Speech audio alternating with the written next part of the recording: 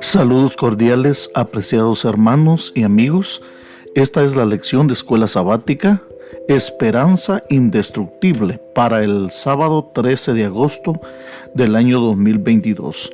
Y este es el bosquejo para los maestros de la Escuela Sabática. Y el propósito es profundizar un poquito en la lección de la Escuela Sabática, especialmente para los maestros, para que podamos explicar un poco más a los alumnos de la Escuela Sabática. El texto para memorizar se encuentra en Romanos 5:5, y la esperanza no avergüenza, porque el amor de Dios ha sido derramado en nuestros corazones por el Espíritu Santo que nos fue dado. En el bosquejo de la lección para este sábado podremos enseñar acerca de la esperanza. Como el posmodernismo promueve la deconstrucción y la revisión de conceptos y cosmovisiones, muchos sienten que la noción y la fuente de esperanza para la humanidad también necesita una revisión. La pregunta es, ¿qué es la esperanza? ¿Cuál es su origen o fundamento? La lección anterior se centró en la importancia de la verdad y el conocimiento. La lección de esta semana analiza la esperanza desde la perspectiva de la verdad bíblica acerca de Dios, que es la fuente de la verdadera esperanza. En tiempos de crisis, la esperanza que necesitamos no es un deseo de generación propia, sino una confianza sólida en las promesas de Dios. Se desprenden varias lecciones de nuestro estudio actual. En primer lugar, Dios ensancha nuestro horizonte para que podamos ubicarnos a nosotros mismos y a nuestra experiencia dentro del marco más amplio del plan de salvación y los acontecimientos proféticos. Esta realidad se ejemplifica en la vida de Daniel, en la vida de Habacuc y la vida de Job. En segundo lugar, Dios se nos presenta como el creador y redentor, como aquel que nos ama y está presente con nosotros. En tercer lugar, Dios nos revela los planes que tiene con nosotros y para nosotros.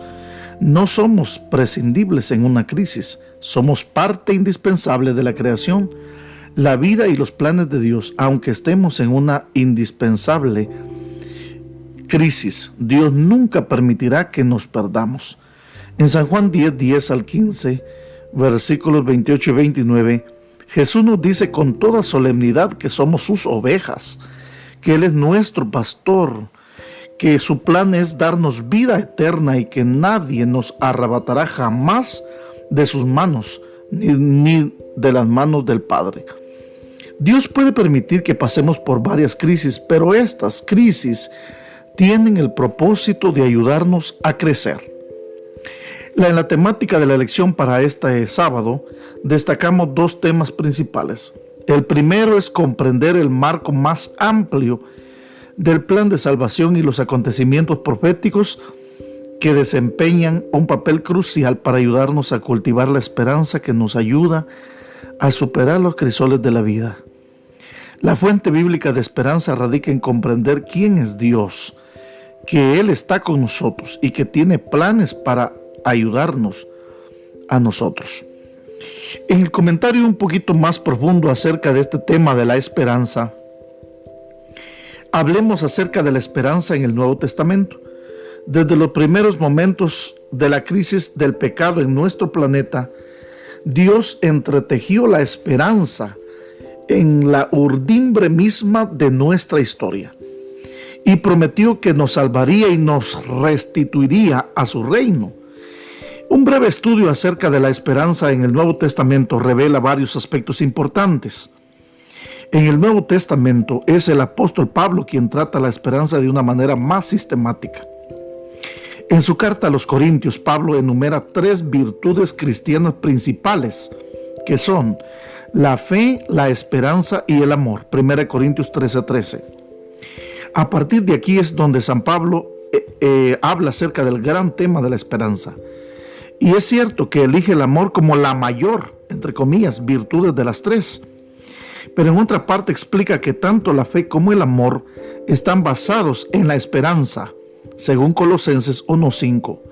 En la definición de esperanza, Pablo dice que la esperanza es un ancla del alma, es segura y firme, pero esa esperanza está anclada en Jesucristo, en el santuario celestial, de acuerdo a Hebreos capítulo 6, versículo 19.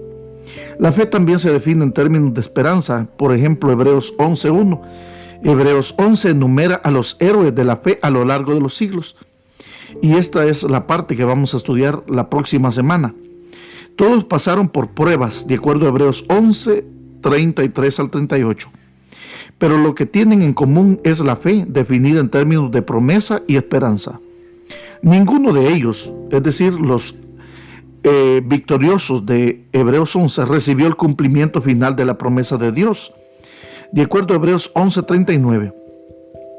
Sin embargo, todos elevaron la vista más allá de su tiempo, es decir, hacia el país futuro, el reino eterno de Dios. Hebreos 11, 15 y 16.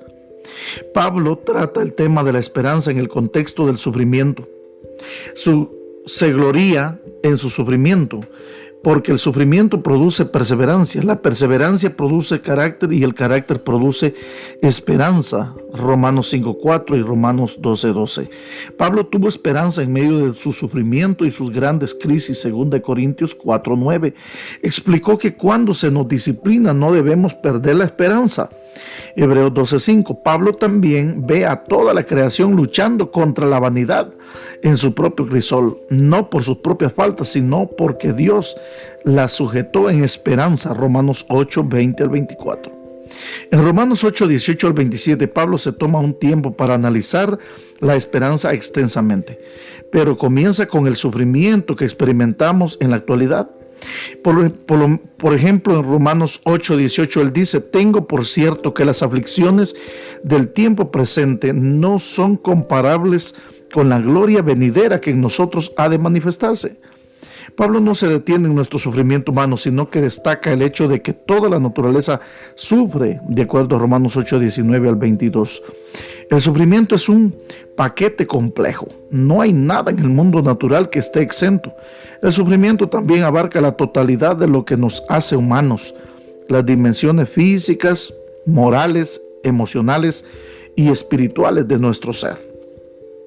Por tanto, la redención de Dios necesariamente debe abarcar también toda su creación, la naturaleza, el cuerpo, las emociones y todos los demás aspectos del ser humano.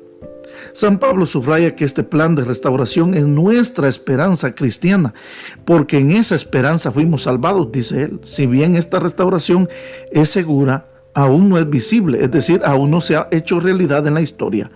Es algo que Dios promete, por lo tanto, podemos estar seguros de que sucederá, de acuerdo a Romanos 8:24. Ahora bien, esa esperanza, precisamente porque no se hizo realidad, todavía está en el futuro y con paciencia la aguardamos, dice Romanos 8:25.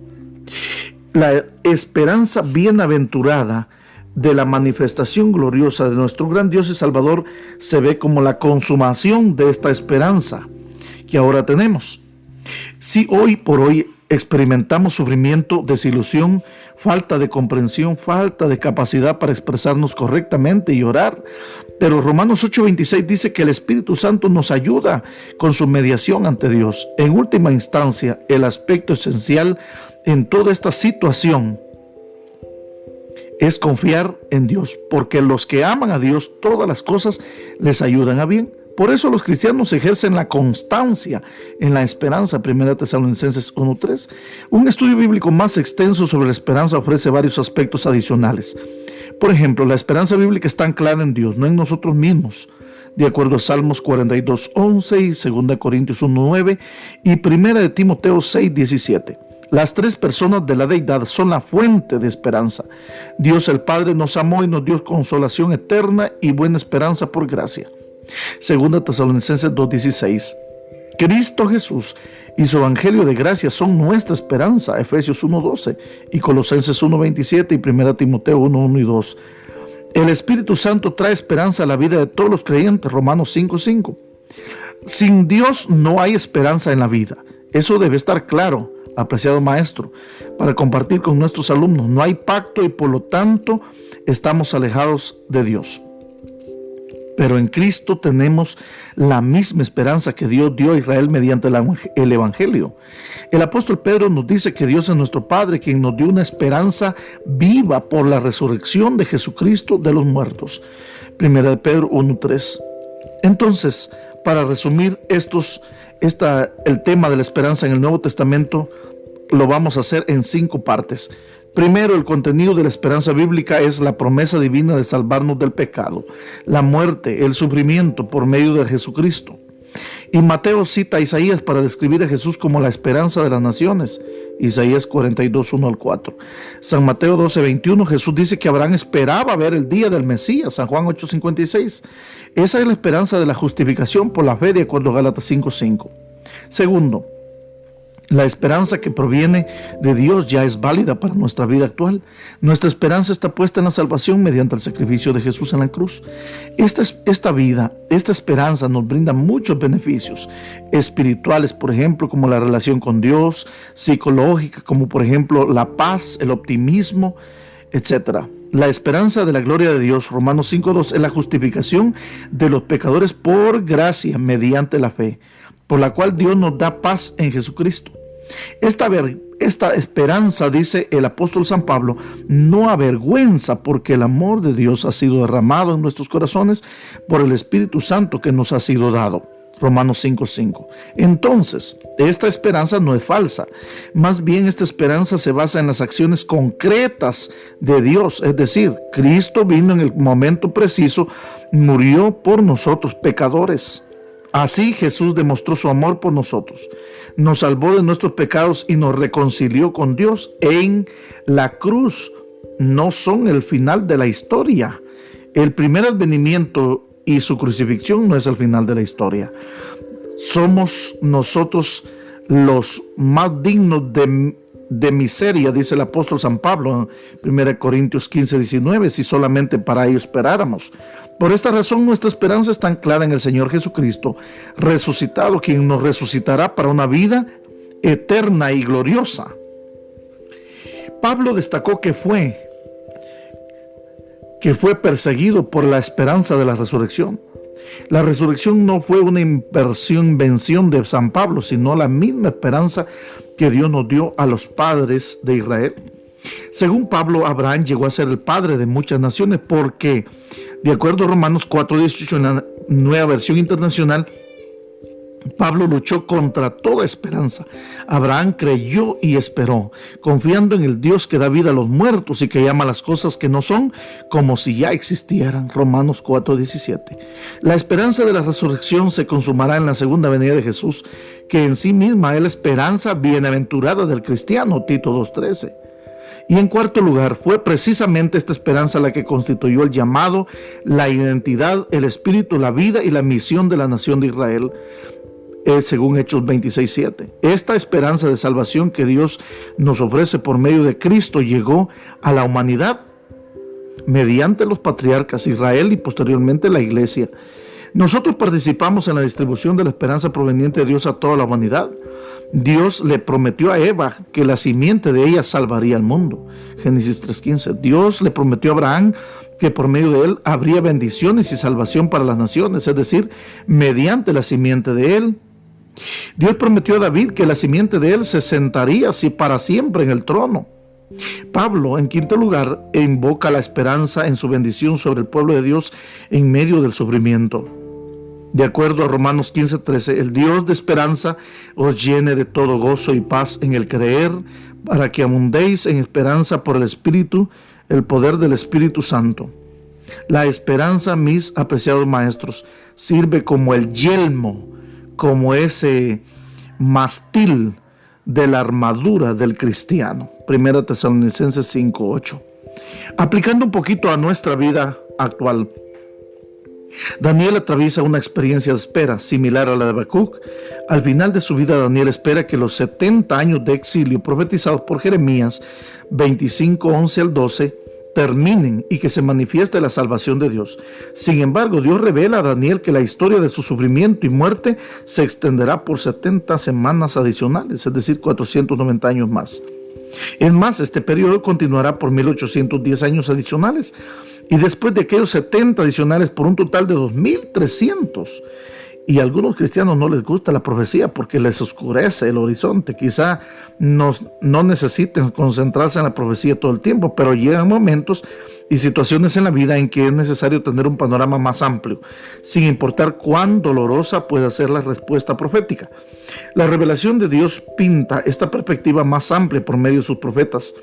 Sin esas profecías, incluidas a las apocalípticas, el pueblo de Dios luchará desesperadamente por mantener la esperanza mientras atraviesa una cantidad cada vez mayor de crisis personales y globales.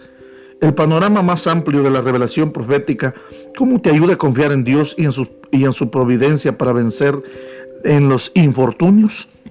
Mientras analizamos este tema de la esperanza, mis apreciados maestros, es importante preguntar a los alumnos de escuela sabática y recordar que son 4 los grandes aspectos que un maestro debe tomar en cuenta al momento de impartir su lección.